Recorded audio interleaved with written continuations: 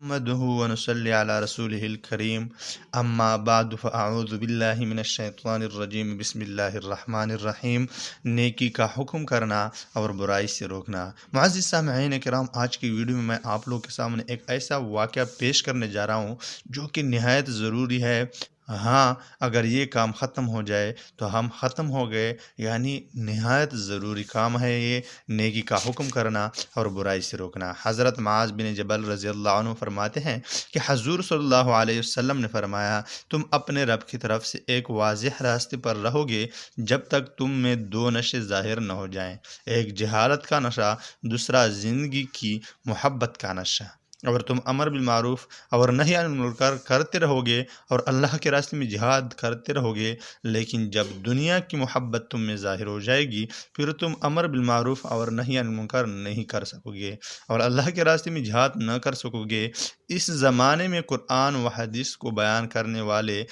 ان مہاجرین اور انصار کی طرح رہو گے جو شروع میں اسلام لائے تھے۔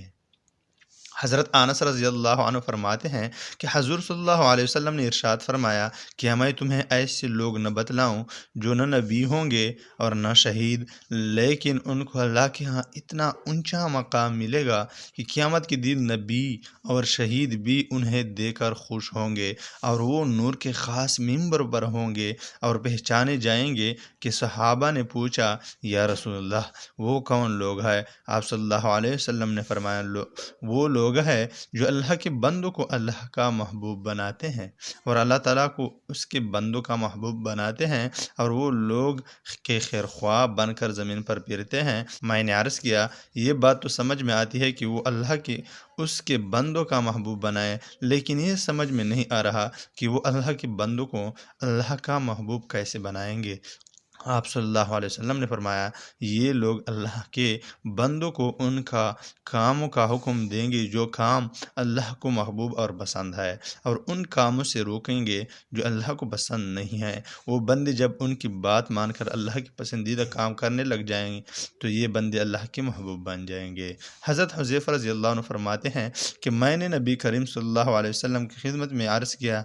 یا رسول اللہ، امر بالمعروف اور نہی عن المنکر نیک لوگ کے اعمال کے سردار ہے، ان دونوں کو کب چھوڑ دیا جائے گا؟ آپ صلی اللہ علیہ وسلم نے فرمایا، جب تم میں وہ خرابیاں پیدا ہو جائیں گی جو بنی اسرائیل میں پیدا ہوئی تھی۔ میں نے پوچھا، یا رسول اللہ بنی اسرائیل میں کیا خرابیاں پیدا ہو گئی تھی؟ آپ صلی اللہ علیہ وسلم نے فرمایا، جب تمہارے نیک لوگ دنیا کی وجہ سے فاجر لوگوں کے سامنے دین معاملات میں نرمی برتنے لگیں اور دین علم بدترین لوگوں میں آ جائے اور بادشاہت چوٹوں کے ہاتھ لگ جائے، تو پھر اس وقت تم زبردست فتنہ میں مبتلا ہو جاؤ گے، تم فتنوں کی طرف چلو گے اور فتنے بار بار تمہاری طرف آئیں گے۔ حضرت قیس بن ابی حازم رضی اللہ عنہ فرماتے ہیں، جب حضرت ابوبکر رضی اللہ عنہ خلیفہ بنے تو وہ ممبر پر تشریف فرما ہوئے اور اللہ تعالیٰ کی حمد ثنا کے بعد فرمایا، اے لوگو، تم یہ آیات پڑھتے ہو، یا ایھا الذین آمنوا علیکم انفسکم لا یضرکم من ضل اذا اہتدیتم۔ ترجمہ، اے ایمان والو، اپنی فکر کرو جب تم راہ پر چل رہے ہو تو جو شخص گمراہ رہے تو اس سے تمہارا کوئی نقصان نہیں۔ اور اس کا غلط مطلب لیتے ہوئے میں نے حضور صلی اللہ علیہ وسلم کو یہ فرماتے ہوئے سنا ہے کہ لوگ جب کسی برائی کو دیکھیں اور اسے نہ بدلیں تو اللہ برائی کرنے والوں اور نہ کرنے والوں سب کو سزا دیں گے، کرنے والوں کو کرنے کی وجہ سے اور نہ کرنے والوں کو نہ روکنے کی وجہ سے۔ حضرت ابوبکر رضی اللہ عنہ نے فرمایا کہ جب کچھ لوگ ایسے لوگ کے سامنے گناہ کے کام کریں جو ان سے زیادہ طاقتور اور با اثر ہوں اور وہ ان کاموں سے نہ روکے تو ان سب پر اللہ تعالیٰ ایسا عذاب نازل فرمائیں گے جسے ان سے نہیں ہٹائیں گے۔ حضرت عمر رضی اللہ عنہ نے فرمایا